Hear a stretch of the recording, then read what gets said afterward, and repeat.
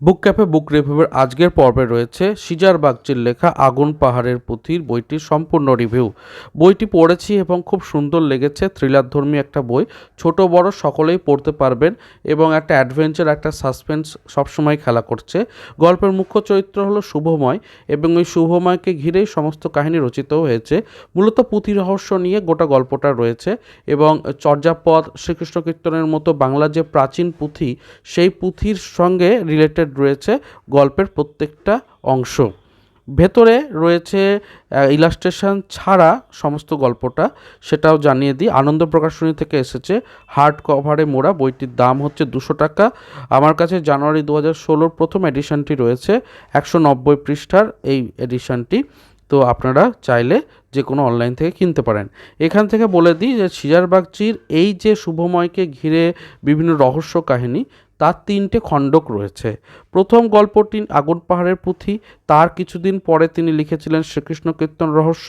এবং caesar বাগচির recent যে এই টপিকের ওপরে, মানে শুভময় চরিত্রটিকে নিয়ে যে তিনি একটা সিরিজ তৈরি করছেন, সেই সিরিজের 3য় খণ্ডক রামায়ণ রহস্য এসেছে রিসেন্টলি দেশ পাবলিকেশন হাউস থেকে। এবং শ্রীকৃষ্ণ কীর্তন আর আগুন পাহাড়ের পুঁথি এই দুটোই এসেছে আনন্দ প্রকাশনী থেকে।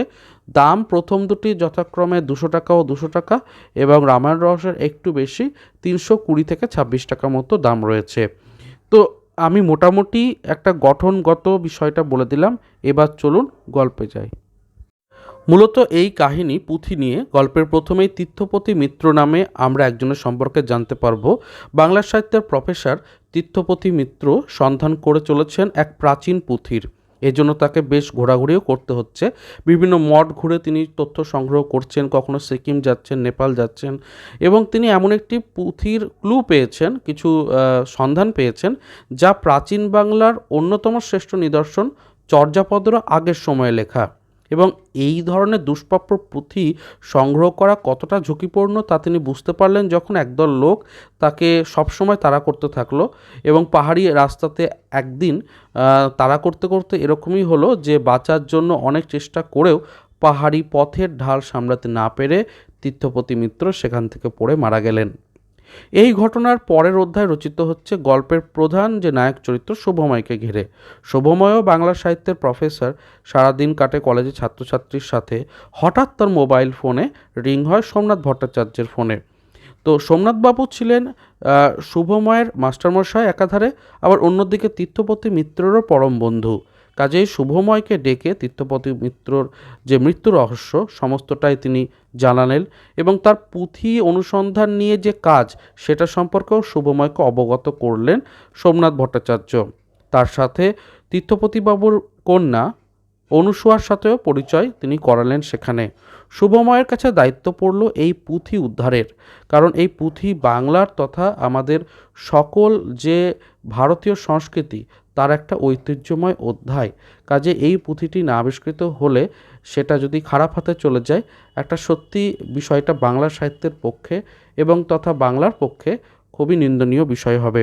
তো সব মিলিয়ে শুভময়ের কাছে এই দায়িত্ব আসার পর শুভময় অনুসন্ধান চালাতে শুরু করে এবং অনেক থ্রেট কলও আসতে শুরু করে তার কাছে, বিভিন্ন বিপদেরও সম্মুখীন হন। এইবার শুভময় ও অনুসূয়া কিভাবে এই পুঁথিকে আবিষ্কার করছে এবং কি কি ঘটনা ঘটছে তাই নিয়ে একটা থ্রিলার ধর্মী, অ্যাডভেঞ্চার ধর্মী একটা সুন্দর গল্পেও হচ্ছে এই আগুন পাহাড়ের পুঁথি। গল্পের মোড়ক তো মোটামুটি আলোচনা করে দিলাম, এবার আসছি এর চরিত্র বিশ্লেষণ নিয়ে। তো শুভময় চরিত্রটি নিয়ে আমার সবথেকে যেটা ভালো লেগেছে, লেখক এখানে তাকে রক্তমাংসের মানুষ হিসাবে কল্পনা করেছেন বেশি।